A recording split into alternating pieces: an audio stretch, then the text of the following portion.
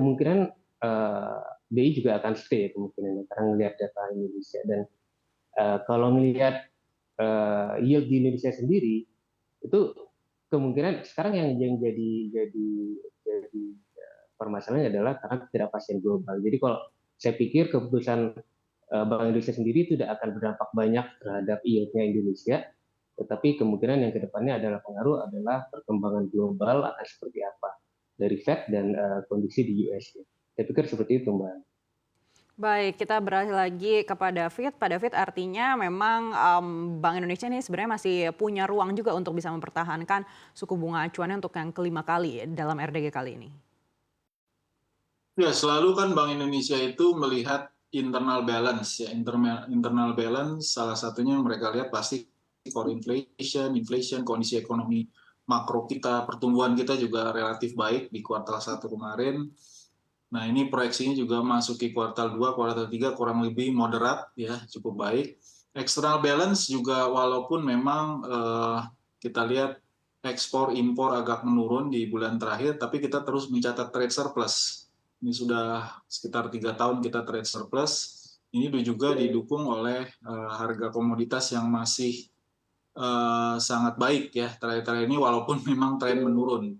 Tapi kalau dibandingkan 2 tahun lalu ini masih relatif baik ya harga-harga produk komoditas andalan kita seperti CPO, batu bara juga walaupun memang tren seperti saya katakan tadi agak menurun. Jadi kedua hal itu yang menurut saya optimis kelihatan Bank Indonesia masih akan menahan dan tentunya juga akan melihat kebijakan bank sentral utama dunia seperti Fed ya. Jadi Fed ya in lesser extent mungkin ya bank sentral Eropa dan Jepang. Tapi sejauh ini kita lihat Fed juga kemungkinan besar mereka masih akan menahan karena memang tadi kelihatan inflasi di Amerika itu cenderung sticky ya beberapa bulan terakhir ini sehingga kelihatannya pejabat-pejabat Fed ini belum yakin betul ya untuk melakukan kebijakan yang lebih easing ke depannya. Baik, inflasi di Amerika Serikat sticky, tapi kalau Bank Indonesia memastikan tingkat inflasi inti akan tetap berada di kisaran 3 plus minus 1%. Anda lihat peluang dan tantangannya sebesar apa untuk bisa merealisasikan target ini? Ya, sejauh ini kelihatannya sih untuk inflasi utama kita itu kan terakhir-terakhir ini sejak akhir tahun lalu itu lebih digerakkan oleh harga pangan dan sebelumnya harga energi tentunya setelah kenaikan BBM. Tapi kita lihat harga pangan maupun energi ini cenderung meredah ya kenaikannya. Lalu juga ada kita lihat WPI import atau wholesale price index import ini juga cenderung turun. Ini juga ada kaitannya tentunya dengan membanjirnya ya produk-produk China pasca relaksasi. Kita lihat tingkat inventory barang di China itu cukup tinggi setelah mereka melakukan relaksasi ini kelihatannya mulai membanjiri produk-produk China sehingga juga kita lihat barang-barang manufaktur mulai dari plastik, tekstil, spare part itu kecenderungan menurun. Nah ini juga tentu mempengaruhi inflasi kita. Tapi ke depan Mbak Anneke perlu dicatat bahwa ada kemungkinan ini sesuai dengan proyeksi dari BMKG ya, dari BMKG itu mengatakan bahwa ke depan kemungkinan kita bulan Juni ini sudah memasuki El Nino. Jadi ini tentunya sangat diwaspadai dampaknya ke harga pangan ya, termasuk juga pupuk ya. Jadi ke depan ini juga perlu dicatat kemungkinan concern kita kenaikan inflasi yang dipicu oleh cuaca yang lebih kering ke depan. Jadi setelah basah La Nina ya dalam beberapa kuartal terakhir, nah ini ke depan kita mempunyai risiko El Nino yang harus kita waspadai bersama Mbak Naka. Baik, El Nino mengancam target Bank Indonesia untuk memastikan inflasi inti akan stabil. Bagaimana menurut Anda, Pak John? Apakah Anda setuju?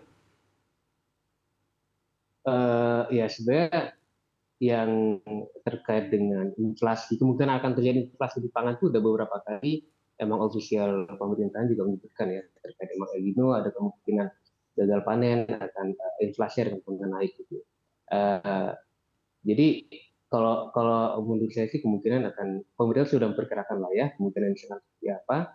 akan ada kenaikan, tapi saya tidak cukup yakin bahwa kenaikan ini akan cukup tinggi gitu, meningkatkan inflasi di Indonesia. Kenapa? Karena inflasi Indonesia kita lihat 4,3, kemudian di inflasi itu juga sekitar 3% ya, kemarin sempat 2,97 kalau saya nggak salah. Kemudian kalau memang targetnya BI-nya di 3+1, memang masih akan jauh ya dari, maksudnya kalaupun naik itu masih akan jauh dari targetnya. Tetapi memang potensi untuk kenaikan itu ada, kenaikan inflasi akibat pangan, tapi saya rasa kenaikannya itu terhadap total inflasi itu nggak akan terlalu jauh untuk inflasinya gitu.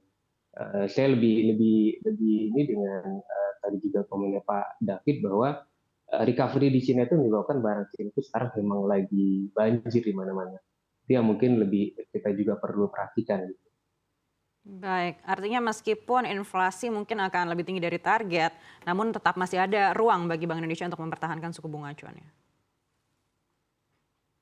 Menurut saya nggak akan lebih tinggi dari target ya, Mbak Ane, karena kan targetnya kan 13,1 ya, target inflasi core-nya BI ya, sedangkan sekarang masih di sekitar di middle-nya gitu, sekitar di tengah-tengah, sekitar di 3%. Gitu. Jadi masih agak jauh untuk ke 1%. Gitu. Sehingga BI menurut saya sih, kecuali ada di global yang terjadi, tapi kalau nggak ada terjadi global apa-apa yang signifikan, sehingga menyebabkan BI perlu action gitu ya. Kalau nggak sih menurut saya BI akan tetap jaga di level sekarang. Kenapa? Karena BI juga udah banyak hal yang dilakukan oleh BI ya. Intervensi-intervensi di market, baik di obligasi maupun di FX juga.